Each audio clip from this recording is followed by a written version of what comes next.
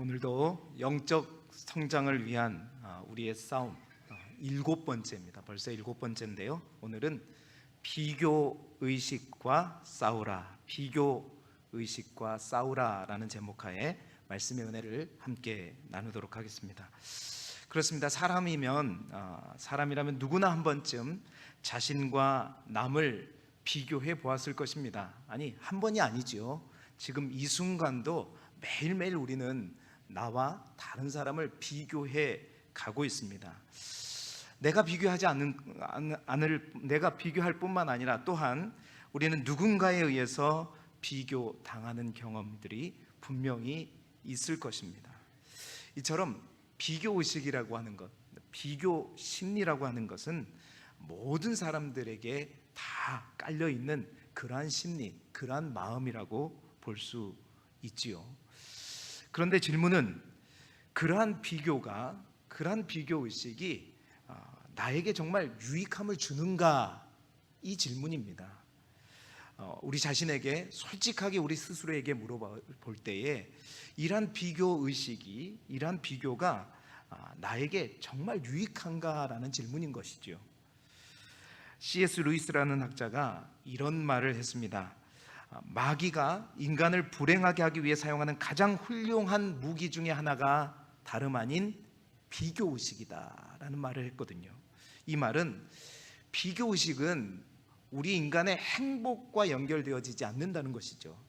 그러니까 비교의식은 우리의 행복이 아니라 불행과 연결되어지고, 이러한 것을 잘 아는 마귀는 그러한 비교의식을 통해서 우리를 자꾸만 불행으로 이끌어간다는 것입니다. 어느 목사님의 설교를 통해서 들은 이야기인데요. 어느 날 목사님이 자기 교회 대학생들을 대상으로 상담을 하게 되었답니다. 먼저 지방대학에 다니는 학생들에게 물었어요. 대학에 다니니까 행복하지? 좋지? 그랬더니 그 학생이 대답했다는 거예요. 목사님, 아닙니다. 대학에 다니면 뭐예요? 지방대학인데요. 죄송합니다. 저도 지방대학 나왔습니다. 지방대학인데요. 그러는 거예요. 그러자 목사님은 이제 그렇다면 서울에 있는 대학을 다닌 학생들은 그렇지 않겠지 해서 서울에 있는 대학을 다니는 한 학생에게 똑같은 질문을 했다고 합니다. 그랬더니 그 학생의 답이 뭐냐면, 목사님, 서울에 있는 대학에 다니면 뭐합니까?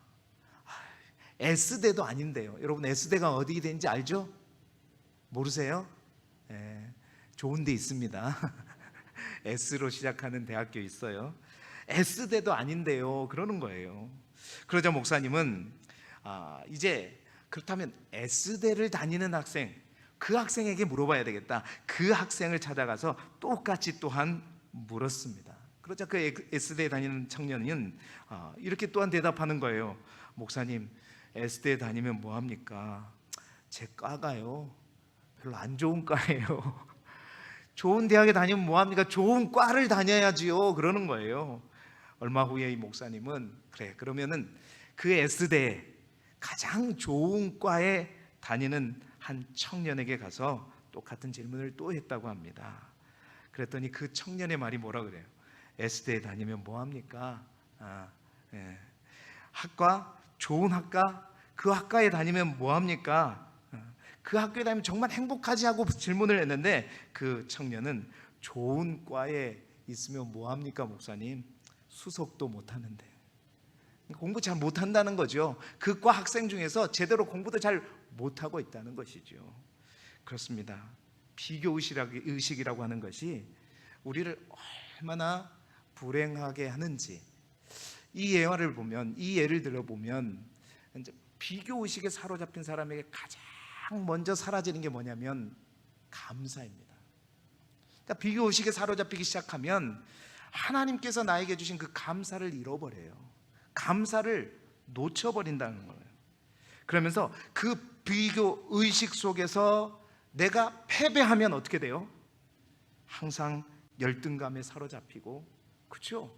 지방대, S대, 어떤 학과, 성적, 끊임없이 열등감에 사로잡히게 되고 그 열등감은 우리를 무력감으로 인도하게 되는 것이죠.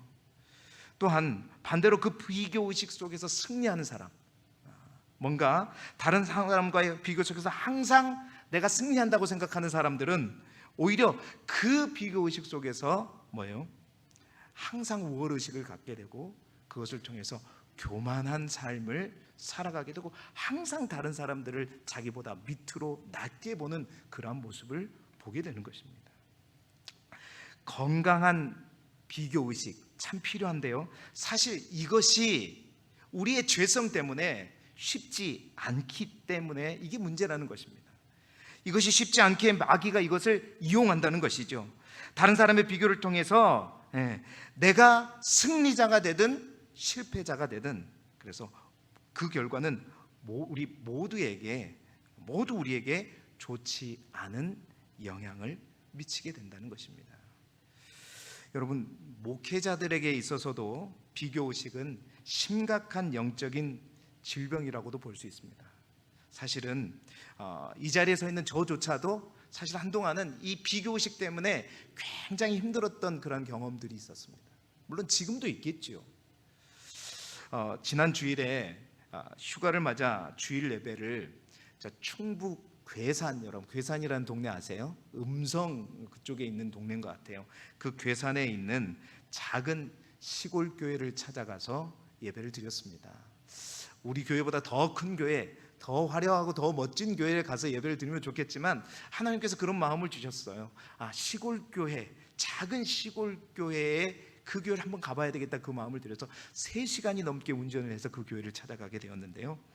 그 교회는 여러분 CTS 방송에 보면 내가 매일 기쁘게라는 프로그램이 있어요. 그 프로그램 속에 소개된 추산교회라고 하는 감리교회거든요. 그 교회인데 사실 그 교회 목사님의 딸이 제 아들이 다니는 대학교의 이제 동기였어요. 그래서 알게 됐는데 그 딸이 중학교 때 교통사고를 당하고 그 사고로 인한 어떤 간증이 있었고요. 또한 그 간증과 아울러서 시골 교회의 부흥 이야기를 소개했던 이제 그 소개가 내가 매일 기쁘게라는 그 프로그램을 통해서 소개되어진 것을 보게 되었습니다. 가보니까 정말 작은 마을이었어요. 그래도 우리 포두 정도는 되겠지라는 생각을 갖고 갔는데 진짜 작은 마을이었습니다. 우리 포두로 치자면 외산 정도 되는 그런 마을이라고 할까요? 한적한 곳에 가구도 얼마 되지 않았어요. 사실은 주일학교 어린이를 찾아볼 수 없는 그런 곳이었습니다. 그런데 이 교회가 어떤 교회였냐? 다음 세대들을 살리는 그러한 사역을 하는 교회였다는 거예요. 여러분, 시골 교회와 다음 세대가 매칭이 안 되잖아요. 그런데 그 현장에 가서 정말 그들이 어떻게 하나님 앞에 예배드리고 있고 또 그 예배의 중심에 다음 세대들, 청년들, 청소년들이 어떻게 참여하고 있는지를 눈으로 보게 되었습니다. 청소년들을 위해서 완전히 오픈된 카페가 가장 인상 깊었고요. 주일 예배 때도 청년들이 나와서 청소년들과 함께 예배를 인도하며, 다소 어른들이 좋아하는 즐겨 부르는 찬양은 아니었지만 간절히 하나님 앞에 예배하고자 하는 그 열망들을 보면서 다시 한번 도전을 받게 되었습니다. 여건과 상황이 중요한 것이 아니라 하나님은 우리가 어떻게 준비되고 또 어떻게 행하느냐에 따라서 역사하는구나. 그 목사님이 그런 얘기를 하시는 거예요.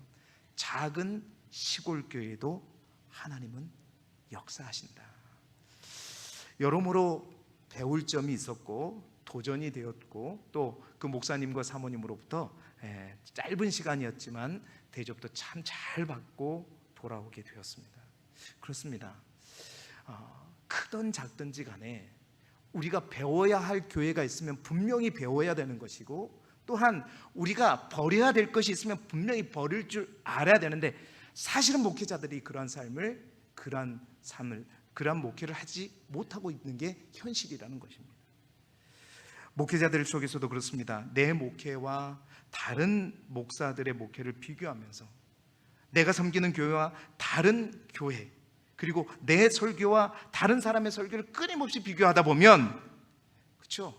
내가 뭔가 잘한 것 같으면 우월하고 그릇된 안정감 속에서 교만하게 되는 것이고, 또한 내가 그것보다 못하다고 생각되면 끊임없이 열등감과 패배의식 속에 사로잡히게 된다는 것이죠. 그렇습니다. 비교의식에 사로잡히게 되면 그런 거예요. 감사를 잃어버립니다. 정말 하나님께서 나에게 베풀어 주신 감사의 요건들을 다 잃어버리게 되고, 끊임없이 주위를 보게 되자 낙심하거나 패배하거나 열등의식을 가지거나, 반대로 다른 사람과 아울러서 우월의식을 갖거나 교만한 삶을 살게 되거나, 또한 모든 사람들과 함께 되고 하나됨을 생각하는 것이 아니라 끊임없이 순위를 매기게 되고, 다른 사람과 협력과 조화가 아니라 경쟁하게 됨으로 말미암아, 그렇습니다, 교회가, 믿음의 공동체 또한 하나님이 원하신 목적을 향해 온전히 나아갈 수 없음을 보게 되는 것이죠. 그렇습니다. 우리가 영적인 성장을 위해서 평생 싸워야 할 수많은 대적들이 많이 있지만, 비교의식 또한 우리가 반드시 싸워서 이겨야 되는 것이고, 또한 그래야만이 우리가 넘어져서 패배주의에 빠지지 않을 뿐더러 지속적으로 성장할 수 있다는 것입니다. 우리의 삶을 황폐하게 만드는 우리 마음에 있는 불청객인 비교의식을 그렇다면 우리는 어떻게 깨트리고, 또한 참 자유함과 건강함 속에서 지속적으로 성장해 나아갈 수 있을 것인가? 오늘 사도 바울을 통해서 주님 말씀을 통해서 우리가 우리 안에 있는 비교의식을 반드시 이겨내고, 또한 건강한 자아를 회복하는 저와 여러분이 되시기를 주님의 이름으로 축원합니다. 자, 비교의식을 어떻게 이겨야 될 것인가? 오늘 본문 속에서 우리가 찾을 수 있는 첫 번째 방법은 뭐냐? 창조의식을 통해 비교의식을 이기는 것입니다. 창조의식으로 비교의식을 이기라, 이 말이 무슨 말일까요? 오늘 본문의 말씀은 고린도 교인들이 신령한 것들에 관해서, 하나님께서 그들에게 주신 은사에 관해서 사도 바울에게 묻는 질문에 대한 답변이었습니다. 수많은 영적인 은사들이 있었어요. 방언도 있고 여러 가지 은사들이 있었습니다. 그 은사들에 대해서 사도 바울에게 묻는 거예요. 어떤 은사가 최고의 은사냐? 어떤 은사가 하나님이 기뻐하시는 은사냐? 그러한 어떤 신령한 것들에 대한 질문에 대해서 사도 바울은 그 영적인 은사의 다양성과 통일성을 우리의 몸과 우리 몸에 있는 각 지체들의 비유를 통해서 설명해 주는 말씀이 오늘 우리가 읽었던 본문의 말씀입니다. 이 말씀 속에서 우리는 영적인 은사뿐만 아니라 우리 안에 있는 이 비교의식을 이기는 첫 번째 방법을 깨닫게 되는 것이, 그것이 뭐냐? 바로 창조의식으로 비교의식을 이기라는 것입니다. 여러분, 바울은 영적인 은사들을 몸에 비유하면서 가장 먼저 강조하는 것이 그 은사들의 다양성에 대해서 주목하고 있습니다. 고린도전서 12장 14절 우리가 읽지는 않았지만, 몸은 한 지체뿐만 아니요 여럿이다라고 얘기하고 있어요. 우리의 몸은 한 몸이지만 우리 몸 안에 아주 많은 여러 지체들이 있다라고 얘기하고 있고요. 이어지는 고린도전서 12장 18절에는 이렇게 얘기하고 있죠. 그러나 이제 하나님이 그 원하시는 대로 지체를 각 몸에 두셨다라고 기록하고 있습니다. 그러니까 몸에는 한 몸이지만 여러 가지 지체가 있고, 하나님은 그가 원하시는 하나님의 뜻대로 그 지체들을 그 몸 안에 각각 다르게 두셨다라는 것이죠.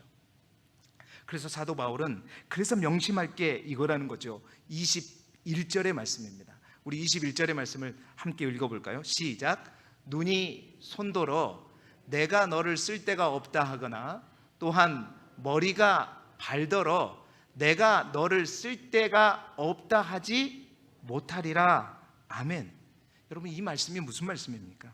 그러니까 영적인 은사와 마찬가지로 모든 사람들 또한 그리스도의 몸된 공동체 안에서 수많은 사람들이 있다는 거예요. 몸은 하나지만 그리스도의 몸이라고 하는 공동체는 하나의 공동체이지만 그 공동체 안에는 수많은 지체들이 있는 것처럼 많은 종류의 사람이 있는데, 눈이 손더러 내가 너를 쓸데없다 하거나, 또한 머리가 발더러 내가 너를 쓸데없다 하지 못하리라. 이 말은 그렇습니다. 하나님께서 모든 지체를 창조하실 때 서로 다르게 창조하셨다는 거예요. 눈은 눈대로 창조하신 거고 발은 발대로 창조하셨다는 것입니다. 그러니까 하나님의 창조 세계에서는 모든 사람들이 같은 존재가 아니라는 거예요. 눈도 있고 또한 코도 있고 입도 있고 발도 있고 손도 있다는 것이에요. 누구로도 대체할 수 없는 독특한 그리고 존귀한 존재로 하나님으로부터 창조되었다는 것입니다. 여러분, 우리가 비교의식을 이기기 위해서 가장 먼저 우리 안에 가져야 될 것이 뭐냐? 이러한 창조의식입니다. 어느 누구도 똑같은 기질과 특징을 가지고 태어난 사람은 이 자리에 아무도 없다는 거예요. 심지어 일란성 쌍둥이조차도 완전히 다르죠. 완전히 다른 겁니다. 그래서 비교의식이라는 것은 결코 하나님의 나라에선 존재하지 않는 개념이라는 것. 비교라는 것은 언젠가도 제가 말씀을 드렸잖아요. 같은 것끼리 이것저것을 비교하는 것입니다. 비교란 그런 거예요. 하지만 다른 사람, 다른 것은 비교 자체가 불가한 것이죠. 그렇습니다. 손과 발을 비교할 수 없습니다. 손가락과 발가락을 비교할 수 없는 거예요. 눈과 코를 비교할 수는 없는 것이죠. 각각 다른 존재로 하나님께서는 꼭 필요한 그러한 존재로, 그러한 지체로 그리스도의 몸 안에 우리 각자를 세워주셨다. 내가 아무리 연약해도, 내가 아무리 은사가 없고, 아무리 내가 능력이 없어도 하나님은 우리 한 사람 한 사람 한 지체에 대한 중요성을 그 사람의 존재 그 자체가 중요하다는 거예요. 특별하게 만들었다는 것입니다. 그래서 사도 바울은 에베소서 2장 10절에 이렇게 기록하고 있죠. 우리 함께 같이 에베소 2장 10절에 있는 말씀을 다시 한번 읽어보도록 하겠습니다. 시작. 우리는 그가 만드신 바라 그리스도 예수 안에서 선한 일을 위하여 지으심을 받은 자니 이 일은 하나님이 전에 예비하사 우리로 그 가운데서 행하게 하려 하심이라. 아멘. 그렇습니다. 우리는 그가 만드신 바다. 하나님께서 우리를 만드셨고 그 하나님은 선한 일을 위하여 우리 각자는 지음을 받은 자다라는 것이죠. 그래서 그 하나님께서 전에 우리를 예비하셔서 그 가운데 하나님의 선한 목적을 가지고 만드신 그 사람이 우리 각자의 사람, 우리 한 사람 한 사람이라는 거예요. 그렇습니다. 하나님 안에서 진정한 내 자신을 발견하는 것, 바로 이것이 우리 안에 있는 비교의식을 이겨낼 수 있는 가장 첫 번째 방법이라는 거예요. 나는 그 누구와도 비교할 수 없는 그런 존재라는 사실들을 깨닫는 거예요. 그래서 다윗은요, 시편 139편에 자신을 지으신 하나님, 자신을 만들어주신 하나님에 대해서 이렇게 찬양했습니다. 내가 주께 감사하옴은 나를 지으심이 심히 기묘하심이라. 주께서 하시는 일이 기이함을 내 영혼이 잘 아나이다. 여러분, 다윗은 자신이 빚어진 것이 오묘하고 주님께서 하신 일이 너무나도 놀라워서 이 일로 인해서 주께 감사한다고 고백하고 있는 것입니다. 사랑하는 성도 여러분, 진정한 내 자신, 그 자신을 하나님 안에서 발견하시기를 소망합니다. 우리 하나님은 저와 여러분 한 사람 한 사람을 쓸모없는 존재로 만드는 것이 아닙니다. 꼭 필요한 존재로, 가장 귀한 존재로, 특별한 존재로, 그 어느 누구하고도 비교할 수 없는 존재로 만드셨습니다. 그런데 우리는 자꾸만 그러한 내 자신을 다른 사람과 비교하고 있다는 거죠. 여러분, 세상 사람들이 주목하는 것에 관심 갖지 말고 우리 하나님께서 우리 하나님의 평가에 주목할 수 있기를 바랍니다.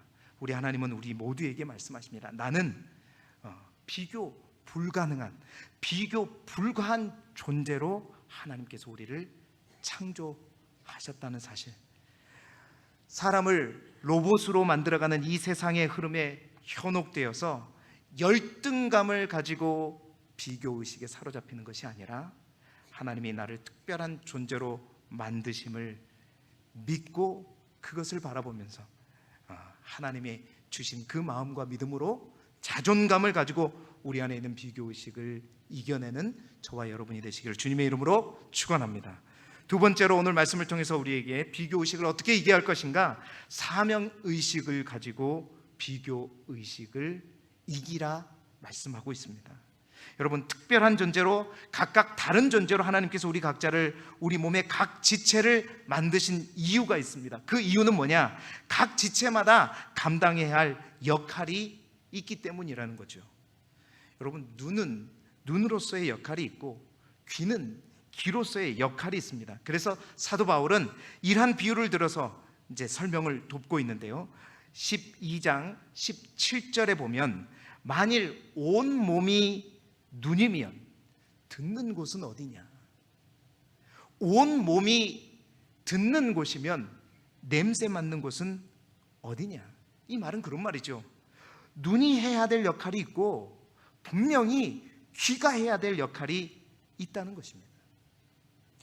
로마서 12장 6절 상반절에 보면 이러한 몸의 비유를 로마 교회에 보낸 편지 속에서도 사도 바울은 동일하게 언급하고 있는데요, 우리에게 주신 은혜대로 받은 은사가 각각 다르니 하면서 예언이면 믿음의 분소대로, 섬기는 일이면 섬기는 일로, 혹 가르치는 자면 가르치는 일로, 위로하는 자는 위로하는 일로, 구제하는 자는 성실함으로, 또한 다스리는 자는 부지런함으로, 긍휼을 베푸는 자는 즐거움으로 활지니라 사도 바울은 얘기하고 있어요. 여러분, 그렇습니다.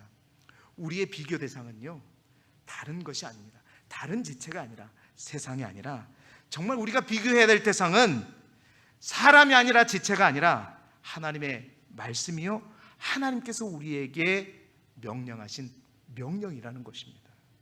하나님께서 나에게 주신 명령대로 내가 살아가고 있는가? 그러니까 이것이 바로 진정한 비교의 대상이라는 거예요. 하나님의 말씀과 언약이 아닌 세상과 사람을 우리가 의식하기 때문에 그것을 잘 극복하면 아주 교만해지는 것이고, 또 그것을 잘 극복하지 못하고 올무에 걸리게 되면 낮은 자존감과 열등감에 빠지게 되는 것입니다. 그렇습니다. 우리는 비교의식이 아니라 사명의식을 가져야 된다는 거예요. 내가 무엇을 위해 이 땅에 태어났고, 하나님은 왜 나를 지으셨고, 또 하나님이 나에게 원하시는 길이 무엇인가를 내가 잃어버릴 때, 그 방향을 잃어버릴 때, 사도 바울은 그래서 그러한 삶의 방향을 향해, 표대를 향해 달려간다고 말하고 있잖아요. 그러한 인생의 방향, 그러한 삶의 목적, 하나님께서 우리를 쓰시고자 하는 그 목적을 내가 스스로 잃어버리게 될 때, 우리는 우리 인생의 다름질을 멈추게 되고, 앞을 보는 것이 아니라 옆을 보게 되고 좌우를 살피게 되며, 그러게 되면서 비교하게 되고 좌절하게 되고 낙심하게 된다는 거예요. 사랑하는 성도 여러분, 우리의 사명, 하나님께서 나를 왜 이 땅에 보내신가를 분명하게 알게 될 때, 우리는 주위를 바라보는 것이 아니라 하나님의 명령과 나의 삶을 비교하며 그 하나님의 명령을 쫓아 살게 된다는 것입니다. 오늘 22절에 보니까 이렇게 말하고 있어요. 그뿐 아니라 더 약하게 보이는 몸의 지체가 오히려 도리어 요긴하다라고 말하고 있죠. 이 말씀의 의미는 약하게 보이는 지체가 더 좋다라는 의미가 아니라, 약하게 보이는 지체라 할지라도 그 지체가 그 역할들을, 그 목적들을 제대로 감당하게 될 때 그것이 더욱더 요긴하게 된 것이다 라고 말하고 있는 것입니다. 여러분, 그렇습니다. 하나님께서 우리에게 주목하시는 것은 우리가 어떠한 재질, 어떠한 모습이 아니라 어떻게 쓰임받고 있느냐를 하나님은 주목하고 계신다는 것입니다. 여러분, 제가 여러분에게 이 교회에 와서 첫 번째 여러분에게 했던 설교를 혹 기억하시는지 모르겠습니다. 이제 제가 이 교회 이제 청빙되기 전에 여러분과 만나서 이제 설교했던 그 내용이지요. 그때 설교의 제목이 귀히 쓰는 그릇이라는 제목으로 여러분에게 말씀을 나누었던 기억이 듭니다. 디모데후서 2장에 있는 말씀을 가지고 말씀을 전했었는데요. 그때 제가 말씀드렸던 거예요. 그릇의 본질이 뭐냐? 그릇의 본질이 뭐냐? 그릇은 왜 만들어졌는가? 바울이 믿음의 아들과도 같은 디모데에게 자신이 이제 순교당하기 전에 마지막으로 쓴 이 디모데 후서라고 하는 이 서신을 통해서 믿음의 아들과도 같은 디모데에게 네가 어떠한 목회자가 될 것이냐, 어떠한 성도가 필요한가, 어떠한 성도를 하나님께서 기뻐하시는가, 그러한 권면을 할 때에 그는 이렇게 말했어. 큰 집에는, 여기서 큰 집이라고 하는 교회를 말하는 것이죠. 큰 집에는 금그릇도 있고 은그릇도 있고 또 뿐만 아니라 나무 그릇도 있고 질그릇도 있다. 여러 종류의 그릇이 있다라고 말하면서 그 가운데 귀히 쓰는 것도 있고 분명히 천하게 쓰이는 것도 있다라고 얘기하고 있어요. 그러면서 어떤 그릇이 될 것인가에 대해서 권면하는데 그 말씀 가운데 반복되어서 쓰이는 단어가 뭐였냐면 바로 쓰임이라고 하는 단어였다. 쓰임이라고 하는 단어였죠. 그러니까 그릇의 본질은 그 그릇이 금이냐 은이냐 질그릇이냐 나무냐 그것이 중요한 것이 아니라 쓰임이 중요하다라는 것이죠. 귀 쓰는 그릇, 어떤 재질로 되었든지 그 그릇을 깨끗하게 배워서 하나님이 담고자 하는 그것을 그대로 담을 수 있는 그 그릇, 바로 그 그릇이 온전한 그릇이요 하나님께 귀하게 쓰임받는 그릇이다. 여러분 그렇습니다. 비교의식은 끊임없이 나의 재질을 살피는 것입니다. 그러나 그 비교의식을 우리가 이겨낼 수 있는 방법은 뭐냐? 하나님이 우리의 재질을 보는 것이 아니라 우리의 쓰임을 본다는 사실을 기억하는 것입니다. 그래서 디모데후서 2장 21절에 사도 바울은 디모데에게 이렇게 권면하죠. 우리 함께 읽어보겠습니다. 시작. 그러므로 누구든지 이런 것에서 자기를 깨끗하게 하면 귀 쓰는 그릇이 되어 거룩하고 주인의 쓰심에 합당하며 모든 선한 일에 준비함이 되리라. 아멘. 그렇습니다. 여러분 세상은 큰 그릇, 금그릇, 화려한 그릇, 그러한 그릇을 주목하고 그러한 그릇이 되도록 우리를 부추깁니다. 그래서 최고의 재질을 겸비한 그러한 그릇이 되기 위해서 그 최고가 되는 것, 그것이 쓰임받는 것이라고 여기고 있죠. 여러분, 그래서 그 재질로 인해서 끊임없이 고민하고 좌절하고 절망하게 됩니다. 그 목사님의 질문에 의해서 답했던 그 대학생들처럼 그렇게 되는 거예요. 끊임없이 내가 금그릇이 돼도 마찬가지입니다.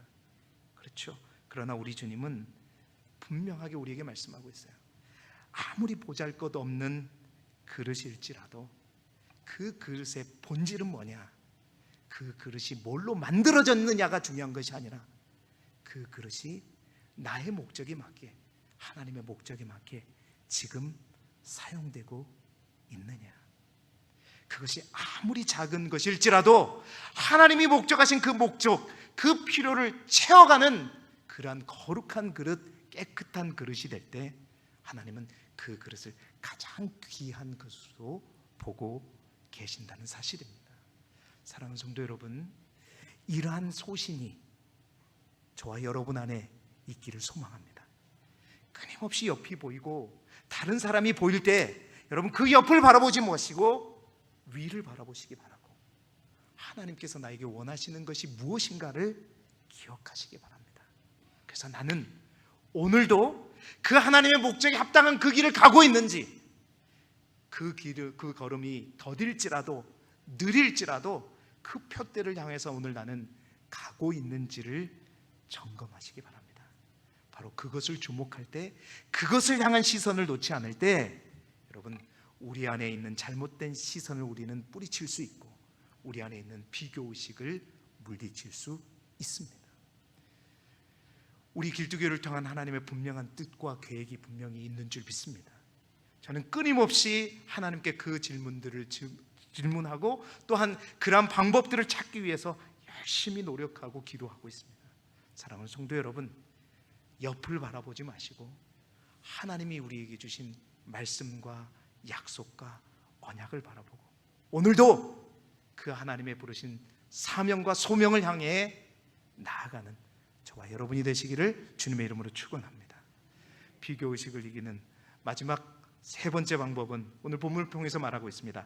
하나됨으로 비교의식을 이기라라고 말씀하고 있어요. 바울은 오늘 말씀을 통해서 몸 안에 있는 다양한 지체들, 그 다양성을 강조함과 동시에 처음부터 끝까지 또 동일하게 지속적으로 강조하는 또 하나의 개념이 있어요. 그것은 뭐냐? 그 다양성 속에 존재하는 통일성, 하나됨을 끊임없이 언급하고 있어요. 아까 우리가 보았던 14절에도 그랬지만 오늘 우리가 읽었던 20절의 말씀 속에도 이렇게 기록하고 있죠.